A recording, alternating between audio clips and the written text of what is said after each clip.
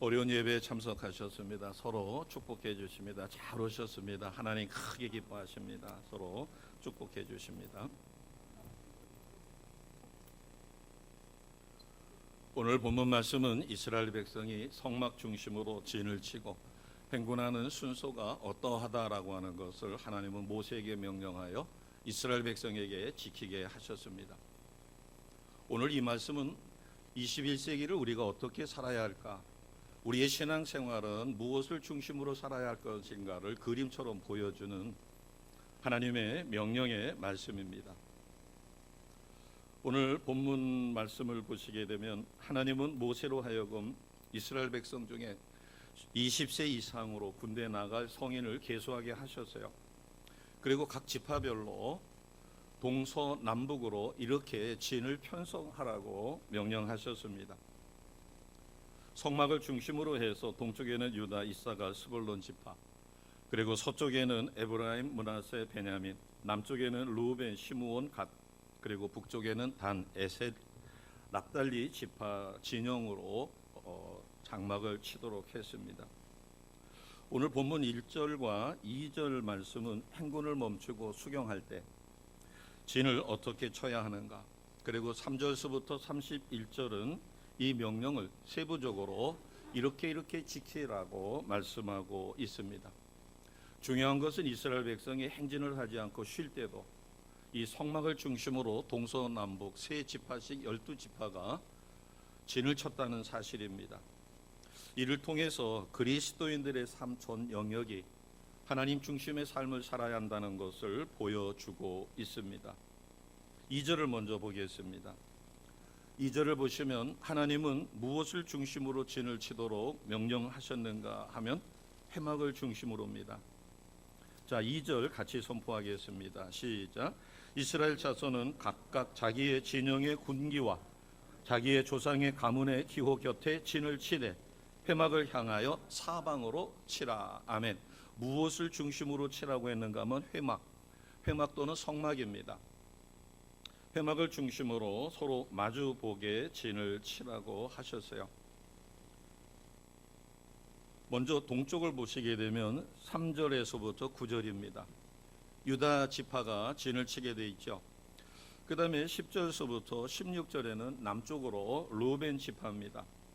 그리고 18절에서 24절을 보면 에브라임 지파, 그 다음에 북쪽으로는 25절에서 31절 단 지파가 진을 치도록 그렇게 했어요. 그럼 하나님께서 이렇게 각 지파의 진을 칠 때 회막을 중심으로 진을 치게 하신 이유, 그거는 삶의 기준이 어디에 있어야 하는가를 가르쳐 주는 것입니다. 이스라엘 백성에게 있어서 이 회막, 성막이라고 하는 것은 하나님의 임재, 그래서 하나님은 늘 우리와 함께 하시고 하나님은 모세를 통하여 말씀하시고 이스라엘 백성은 그 모세를 통하여 하나님의 말씀을 듣고 그 말씀대로 살아가는 그 중심, 여기가 바로 회막이었습니다. 그러니까 이것은 우리에게 이스라엘 민족의 중심이, 삶의 기준이 회막이 되도록, 그래서 적과 꿀이 흐르는 가나안 땅에 들어가 풍요로운 삶을 만날 때도 그들의 신앙이 흔들리지 않도록 철저하게 훈련을 하신 것이죠. 이 성소, 성막이라고 하는 것은 이스라엘이 하나님 백성답게 살아갈 수 있는 가장 중요한 이유 중에 하나입니다. 이것을 우리가 현실적으로 이렇게 생각해 볼 수 있습니다. 어느 신실하신 집사님 고백인데, 예전에 하나님을 잘 모를 때 이제 믿기 시작합니다. 믿음 생활이 무엇인지 잘 모르는 신앙 초창기에는 신앙생활하기가 쉬웠다고 그래요. 근데 성경 공부를 하고 말씀 공부를 하고 기도가 조금 깊어지니까 신앙생활이 어렵다라고 고백할 수밖에 없더라는 거예요. 그러나 그런 어려운 과정을 극복하고 나니까 이제는 이 세상 어떤 것과도 바꿀 수 없는 그 안에서 평안이 있고 기쁨이 있고 보람이 있더라는 겁니다. 간단하게 말씀드리면 온전한 믿음 생활을 하기 전에는 믿음 생활이 쉽다 이렇게 느꼈는데, 말씀을 깨닫고 기도가 깊어지면서 신앙생활이 어려워졌어요. 이것은 옛사람과 예수님 믿고 나서 하나님의 은혜 가운데 거듭나게 된 세 사람의 영적 싸움이 있다는 거겠죠. 그러나 그 과정을 거치고 나니까 이 세상 어떤 것과도 바꿀 수가 없더라는 겁니다. 이것은 중요한 말씀이기 때문에 먼저 좀 살펴봅니다. 왜 믿기 쉬웠을까? 신앙의 깊이가 얕을 때는 말씀 따라 하나님 중심으로 사는 것이 아니라 사회생활 하던 데서 변화된 게 있습니다. 이제 교회 생활을 하게 됐으니까 주일을 성수하겠죠. 그 다음에 교회가 필요한 부분에 자기가 봉사합니다. 그러면 그 정도로 자기는 이제 예수님 믿기 전보다 주일도 성수했고 또 교회가 원하는 곳에 뭐 교사로 봉사를 하든 성가대로 봉사를 하든 봉사를 합니다. 그것으로 자기는 자유함을 누리는 것이에요. 그러면서 나머지 것은 이제 자기 마음대로 신앙생활을 하니까 예배드리는 것과 헌신하는 것 빼놓고서는 자기가 거칠 것이 없으니까 신앙생활이 쉽다라고 느껴요. 반대로 신앙생활 속에서 하나님이 주시는 은혜는 풍성하죠. 그러니까 처음에는 신앙생활이 쉽다라고 생각했던 것이죠. 이때는 옛사람과 새사람의 삶이 구별이 잘 안 됩니다. 구별된 것은 예배를 드린다는 것과 어느 작은 부서를 택해서 헌신한다는 것 빼놓고는 나머지는 다를 바가 없어요. 그런데 왜 신앙생활이 어려워졌을까? 신앙생활을 하다 보니까 말씀의 깊이가 생겼고 말씀을 배우게 됐고 그 말씀대로 따라 하려고 하다 보니까 기도가 깊어지는 거죠. 기도가 달라는 기도가 아니라 하나님 뜻대로 살아지기 위해서 하나님과 동행하는 삶을 영적 싸움에서 이기기 위하여 기도 생활을 하다 보니까 정말 하나님이 원하시는 대로 신앙생활하는 것은 결코 쉽지 않다. 그래서 신앙생활이 어렵게 느껴지는 거예요. 이것을 단적으로 이야기하면 예수님을 온전히 믿기 전에 옛사람, 그리고 예수님을 믿은 이후에 거듭난 새사람, 이 둘이 영적으로 계속 싸우는 거예요. 오늘도 주일 성수하지 않고 전국 방방곡곡 유명한 곳으로다가 여행을 떠나거나 이러신 분들이 있을 겁니다. 한편으로는 이해가 되죠. 얼마 만에 얻은 휴가인가. 그러나 그곳에 가서라도 잠시나마 어느 곳에 있던 간에 주일을 성수했으면 좋겠지만 그렇지 못할 것입니다. 여행을 가다가 보시면 알게 될 것이죠. 결국 신앙생활이라고 하는 것, 믿음생활이라고 하는 것은 내가 내 뜻대로 사라지는 것이 아니라 하나님 뜻대로 살기 위하여 우리가 최선을 다하며 극복해야 될 것을 극복해야 하니까 신앙생활이 어렵죠. 그러나 하나님의 도우심으로 영적 갈등, 옛사람과 새사람과의 갈등에서 옛사람이 지고 새사람이 이깁니다. 그렇게 되다 보니까 하나님이 예비하신 은혜와 능력과 권세를 특히 심령의 평강을 누리게 되는 것입니다. 바꿔 이야기하면 하나님과의 바른 관계 속에서 누려지는 풍성함이에요. 그러다가 보니까 이와 같이 참된 평안과 보람을 얻게 됩니다. 자기와의 싸움에서 이기게 되죠. 그러니까 하나님 뜻대로 사는 삶이 결코 어렵지 않습니다. 그 과정을 극복하게 되면, 그래서 자신의 삶의 영원한 가치가 무엇인가를 깨닫고 그것에 올인하게 되니까 내 힘으로 이룰 수 없는 것까지도 이루는 놀라운 은혜를 체험합니다. 이 맛을 알고 나면 신앙생활은 결코 어렵지 않습니다. 그러나 이 맛을 모르고 이 맛을 알기 전까지는 신앙생활이 힘들어요. 그러나 그 고비를 넘기게 되면 신앙생활은 자유로운 것이에요. 내가 억지로 하는 것이 아니라 내 속에서 역사하시는 성령의 역사를 의지하게 되면 우리는 물이 흘러가듯이 높은 곳에서 낮은 곳으로 흘러가듯이 자유롭게 신앙생활하며 항상 심령의 기쁨이 있고 어떠한 상황에서도 감사하게 돼요. 이 경지에 오르게 되면 옛사람으로 돌아가라고라도 나는 결코 돌아갈 수 없고, 그 다음에 어떤 부정한 것이 있다 할지라도 그것을 내가 취하여 하나님 앞에 죄 짓는 일은 절대로 할 수가 없습니다. 중요한 사실은 이 믿음의 이 묘미와 극치를 신앙생활 속에서 누리기 위해서는 우리의 기도 수준이 달라져야 된다는 거죠. 기도가 하나님 말씀에 따라 하나님 중심으로 사는 그 삶의 영원한 가치가 무엇인가, 절대적인 가치가 무엇인가를 확인하는 시간이 되어지죠. 그리고 주님 안에서 나와 싸워서 나의 옛사람이 지고 나의 새사람이 이기는 이와 같은 극기의 시간입니다. 바꿔 이야기하면 하나님 앞에 이것 주세요, 저것 주세요, 이거 필요해요 라고 하던 기도가 이제는 자신과의 싸움에서 하나님이 이미 주셨는데, 예수 믿는 그 순간 우리는 능력을 받았는데 나의 믿음이 연약해서 계속해서 진다든가 무너진다든가 이런 상황에서 자신을 돌아보고 하나님 앞에 깊이 회개하며 하나님 뜻대로 살려고 최선을 다하다 보니까 기도는 달라는 기도가 아니라 하나님이 주신 것을 제대로 쓰지 못하는 것에 대한 안타까움, 그래서 하나님 앞에 죄송함, 이것을 통해서 우리는 진실로 회개하고 하나님이 주시는 능력을 덧입게 되어집니다. 그렇게 될 때 하나님의 은혜가 임하게 되죠. 그래서 기도하는 가운데서 깊은 기도로 들어가 이제는 기도 속에서 내가 현실에 있는 건지 꿈속에 있는 건지 환상 속에서 있는 건지 잘 모를 때 우리는 영적인 자유함까지 누립니다. 분명히 기도하는 모습이 보여지는데 나는 어느 이끄는 손에 의해서 허공을 떠다닐 수도 있고 아주 자유롭게 시공을 초월하여 하나님이 보여주시는 놀라운 것을 볼 수도 있어요. 그때 가만히 보게 되면 어떤 상황에서 그 경지에 이르게 됐는가. 처음엔 하나님 앞에 기도합니다. 구할 것이 있어서 그렇게 하다가 하나님이 성령으로 감동 주어 방언으로 기도가 바뀌며 이제 내가 알 수 없는 기도를 하다가 하나님이 또 알게 만들어 주셔요. 그러다 보면 어느 순간에 하나님을 찬양하고 있죠. 하나님의 은혜에 진심으로 감사하고 있죠. 달라는 기도가 아니라 감사와 찬양이 터져 나오며 자유함을 느낄 때 기도의 깊은 단계로 들어가 우리는 영적인 자유함까지 누리게 돼요. 이것을 우리는 신령한 단계에 들어간다. 그래서 사도 바울은 비몽사몽이라는 표현까지 썼습니다. 우리가 그리스도인으로 또는 제자다운 삶을 산다는 것은 우리가 깊은 기도를 통해서 하나님이 나를 창조하신 목적, 바꿔 이야기하면 하나님을 영화롭게 하는 삶을 살아지게 됩니다. 자, 오늘 본문 말씀으로 돌아가기 전에 우리가 얼마 전에 침례를 받았습니다. 그래서 침례를 우리가 참여해서 함께 기뻐했으니까 침례를 받는 의미 중에서 아주 중요한 게 있습니다. 우리는 물속으로 걸어 들어갑니다. 그리고 물속에 완전히 잠깁니다. 물속에 완전히 잠긴다는 것은 내가 죽었다는 거예요.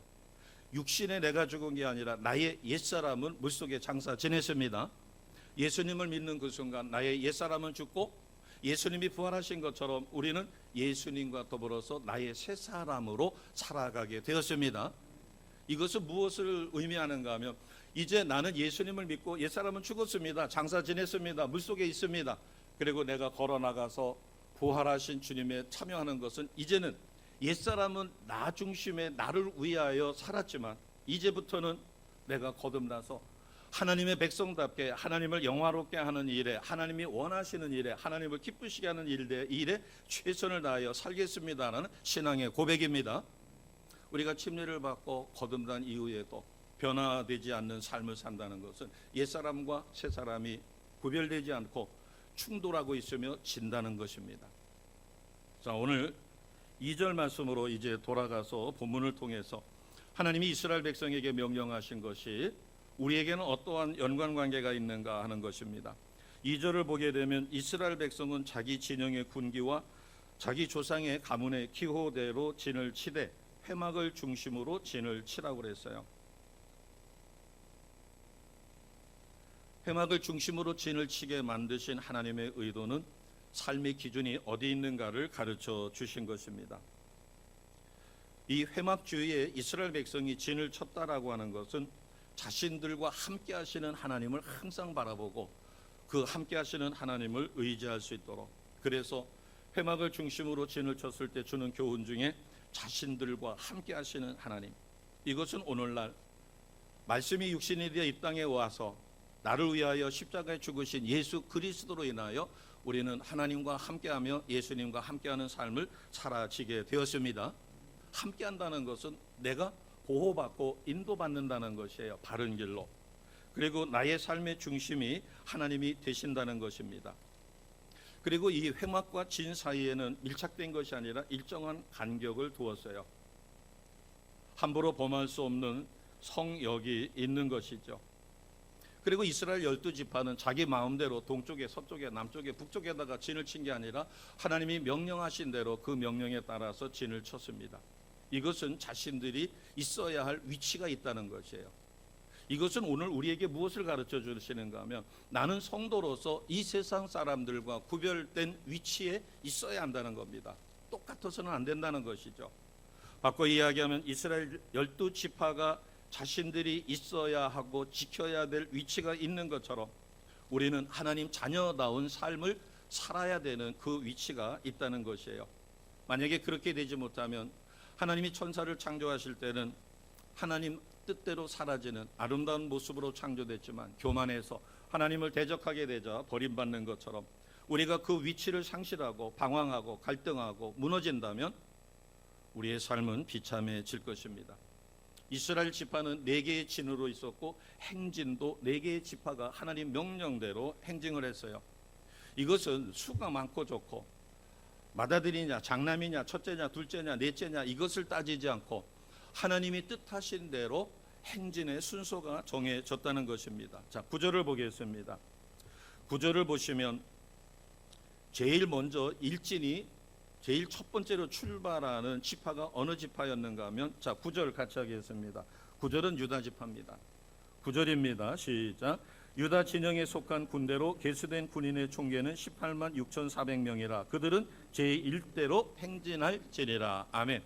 유다는 야곱의 4번째 아들입니다. 야곱의 장남은 루벤이에요. 그럼 우리가 상식적으로 생각할 때 장남이 굉장히 중요한 이스라엘에서 제일 첫 번째로 행진해야 되지 않는가. 그런데 하나님께서 유다 지파를 제일 선봉에 세우셨어요. 이 유다 지파가 감당하고 있는 것은 찬양입니다. 즉 여호와의 찬송을 올리는 그 진이 제일 먼저 출발한 것이에요. 우리가 찬양을 드린다라고 하는 것은 하나님과의 관계가 올바로 세워지지 않으면 찬양이 드려지기가 어렵습니다. 아까 제가 깊은 기도의 단계를 이야기했고 영적인 자유함을 누리며 자신의 기도하는 모습을 보고 하나님이 이끌어 주시는 대로 자유롭게 온 세상을 떠돌아다녔었을 때 그때의 기도 상태가 어떤 것인가. 저도 지금까지 신앙생활하면서 손에 꼽을 정도의 그런 상황이 있었을 때 곱씹어 봅니다. 어떻게 해서 그 경지에 들어갔지? 왜냐하면 사모가 되잖아요. 또 그런 경지에 들어가고 싶어서. 그때 무엇을 달라라고 처음에 성도들을 위해서 기도하는 것도 있고 기도 카드를 갖다 놓고 기도하는 것도 있고 그렇게 해서 기도하다가 1시간 반이 넘어가게 되면 성령께서 갑자기 방언으로 기도를 시켜요. 그러다가 내가 모르는 말로다가 방언을 계속해요. 그래서 하나님 앞에 하나님 제가 아는 말로다가 좀 방언을 하고 싶은데요. 그러면 또 하나님이 바꿔주실 때가 있어요.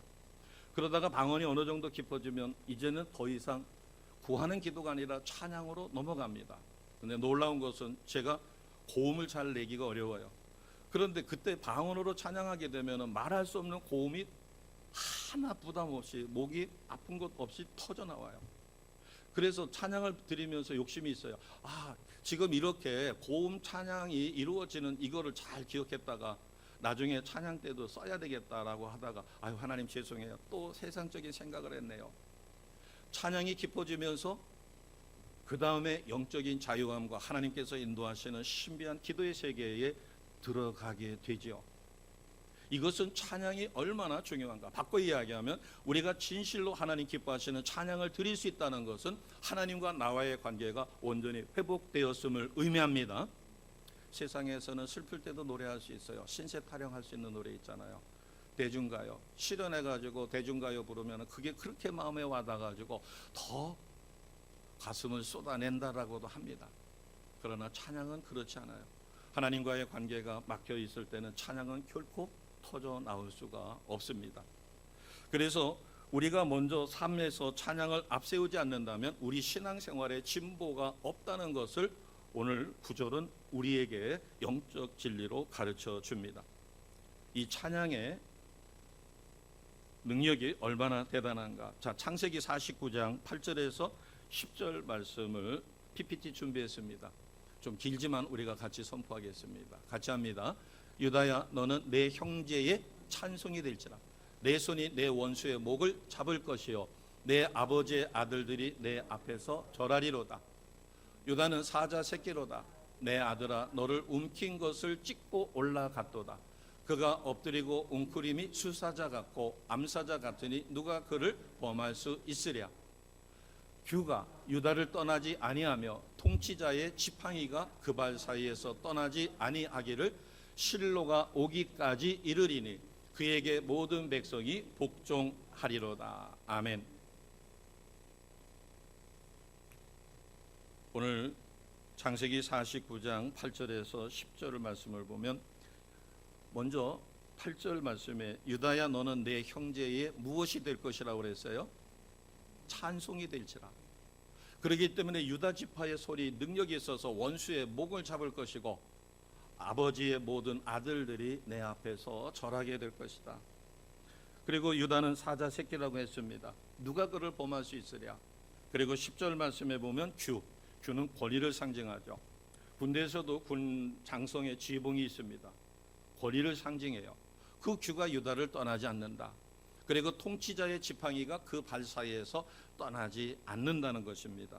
바꿔드려서 말씀하면 찬양 드리는 그리스도인들은 모든 백성들 사이에서 왕같은 제사장으로 하나님 앞에 존귀하게 쓰임받을 것이며 권능의 홀이 자신을 떠나지 않아 하나님의 권위에 사로잡힌 삶을 살아지게 되어집니다.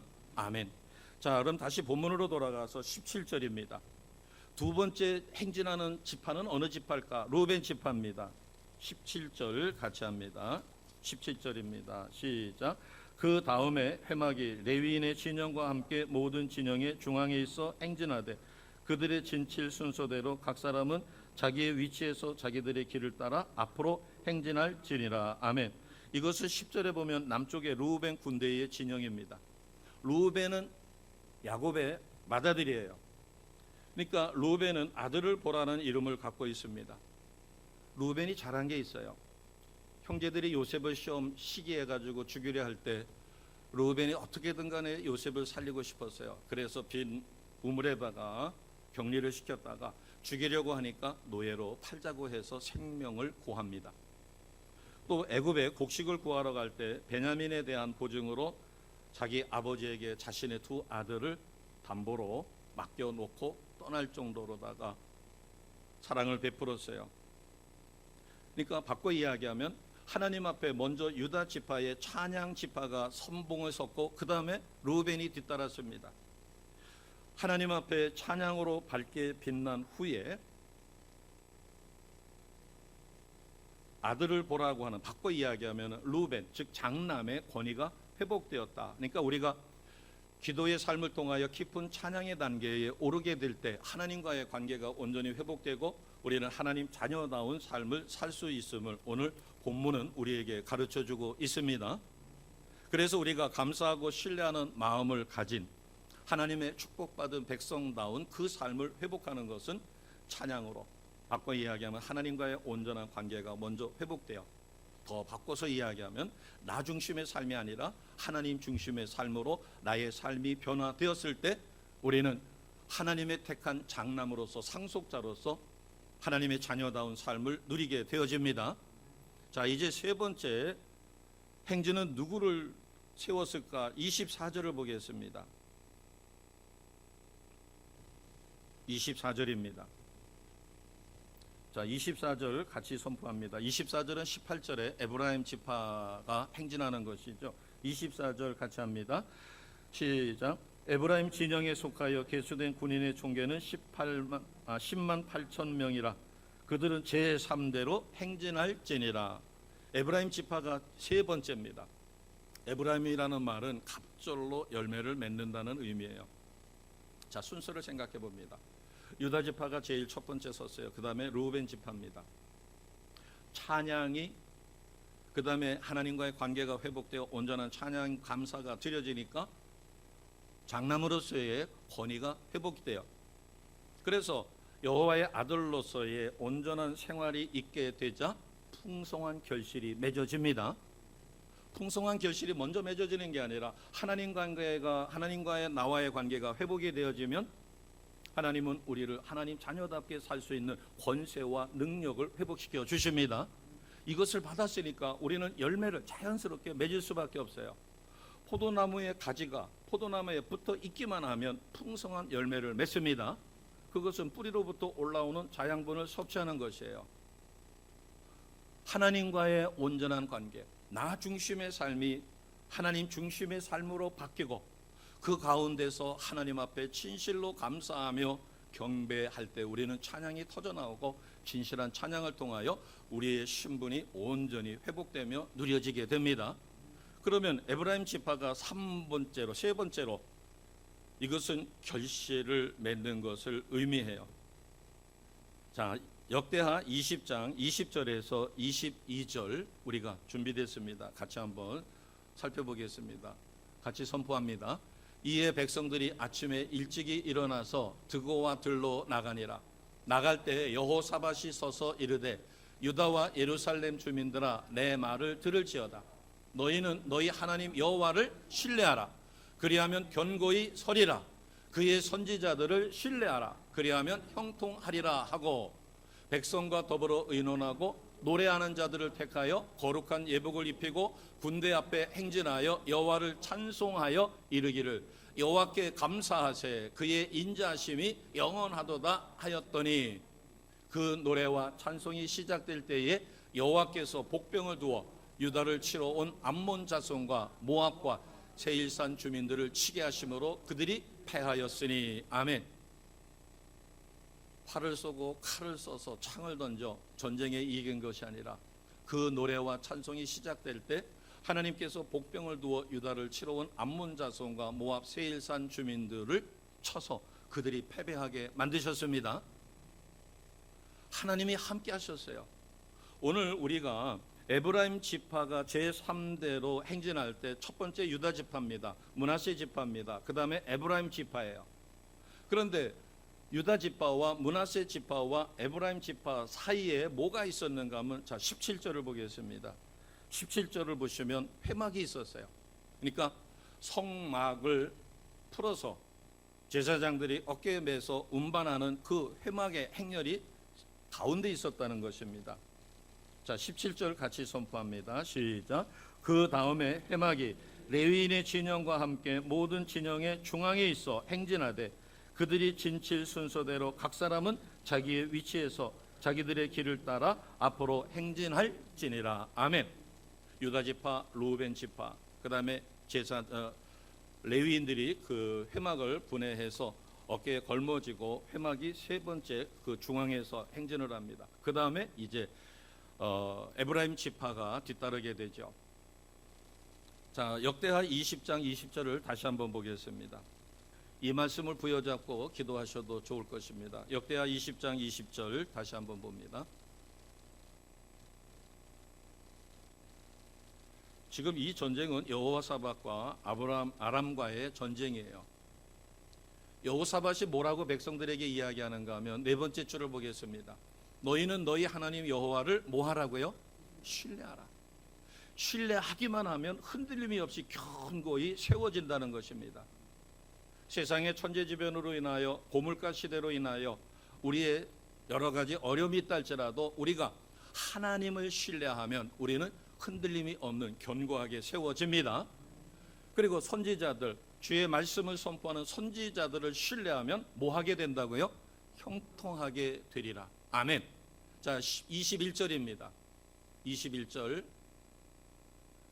그래서 백성들과 더불어 노래하는 자들을 택하여 거룩한 예복을 입히고 군대 맨 앞에 세워 행진하게 합니다. 그래서 그들이 뭐라고 찬송했어요? 여호와께 감사하세 그의 인자하심이 영원하도다. 하나님을 경외했어요. 높여드렸어요. 그랬더니 22절에 놀라운 일들이 일어났습니다. 노래와 찬송이 시작될 때 여호와께서 복병을 두어 쳐들어왔던 암몬 자손과 모압과 세일산 주민들이 패배하여 승리하게 되었습니다. 우리가 싸워서 이기는 것이 아니라 이미 예수님께서 완벽하게 십자가에서 승리하셨습니다. 우리는 그 패잔병을 소탕하는 거예요. 그 패잔병을 소탕할 때 믿음이 적으면 역공을 당할 수 있어요. 그러나 우리가 말씀과 기도의 삶을 통하여 강력한 믿음을 갖는다면 우리는 매번 전쟁에서 패잔병을 다스리고 우리는 승리하며 하나님께 영광을 돌립니다. 순서를 잘 기억하시기 바랍니다. 제일 첫 번째가 유다 지파의 행진입니다. 유다 지파는 찬양을 맡았어요. 두 번째는 루벤 지파입니다. 찬양과 하나님의 관계가 회복이 되자 마다들의 권리가 회복이 됐어요. 그 다음에는 에브라임 지파입니다. 갑절의 열매, 풍성한 열매를 맺게 되었어요. 그러면 마지막 네 번째 행진은 누가 했을까?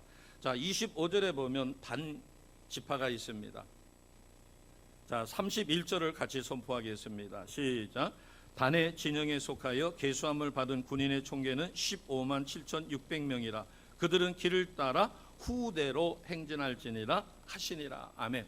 네 번째라고 하지 않고 맨 마지막 끝, 후대. 즉 단지파는 무엇을 의미할까요? 끝, 심판을 의미합니다. 31절에 보니까 길을 따라 후대로 행진하라. 심판은 항상 맨 마지막에 오게 되어 있지요. 예수님을 잘 믿은 성도들이 심판을 받게 되며 우리는 주님과 더불어 이 땅을 다스리는 왕같은 제사장으로 하나님 앞에 존귀히 쓰임을 받습니다. 에브라임 지파 지인이 행진한 다음에 단 지파가 그 뒤를 뒤따른 것은 풍성한 열매를 맺음이 있은 다음에 존귀케 되고 거기에 따르는 보상이 있을 것이다. 우리가 이 땅에서 최선의 삶을 삽니다. 때로는 힘들 수 있어요. 그러나 우리에게는 단지파가 맨 끝에 행진했던 것처럼 우리의 삶의 끝이 있음을 확실히 믿습니다. 마지막 심판의 날이 있다는 것이에요.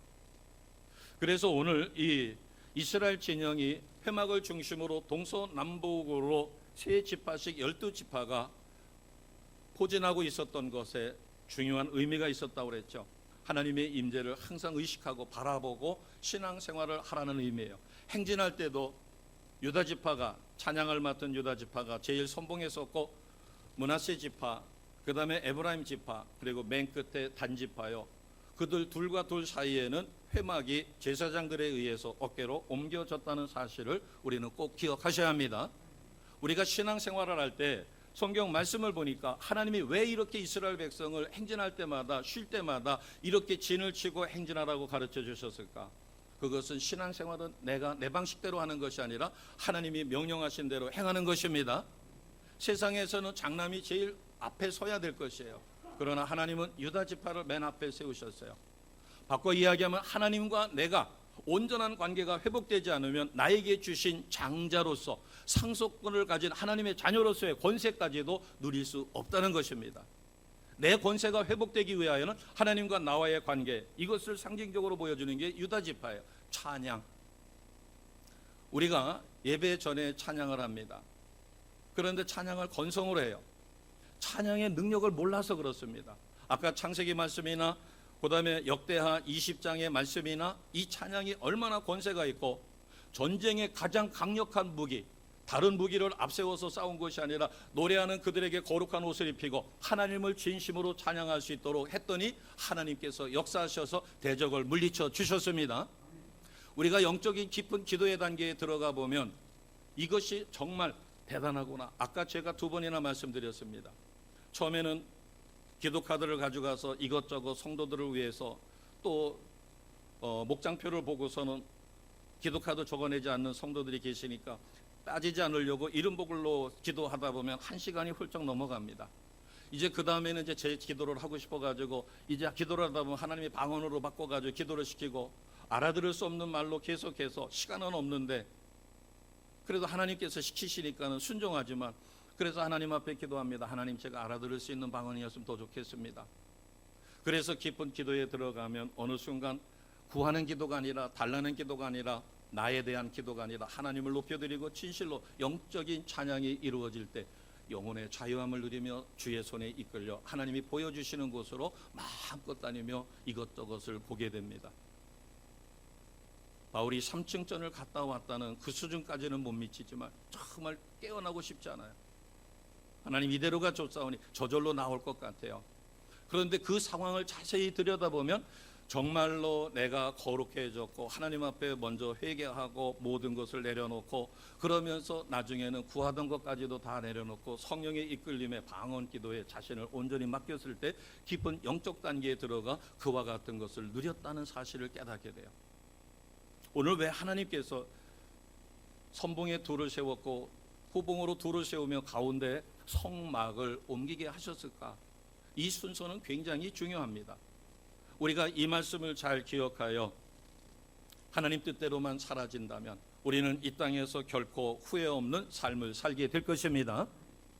우리는 죄인이었어요. 그러나 하나님의 은혜 가운데 예수님으로 인하여 우리는 의로운 자가 되었습니다. 그래서 하나님이 나를 의롭게 변화시켜 주신 십자가의 그 은혜를 생각하고 그 사랑을 기억하게 될 때 우리는 나를 위하여, 우리를 위하여, 하나님의 영광을 위하여 이루어 주신 그 일을 기억하고 우리의 삶은 하나님 중심으로 바뀌어집니다. 우리는 하나님의 자녀입니다.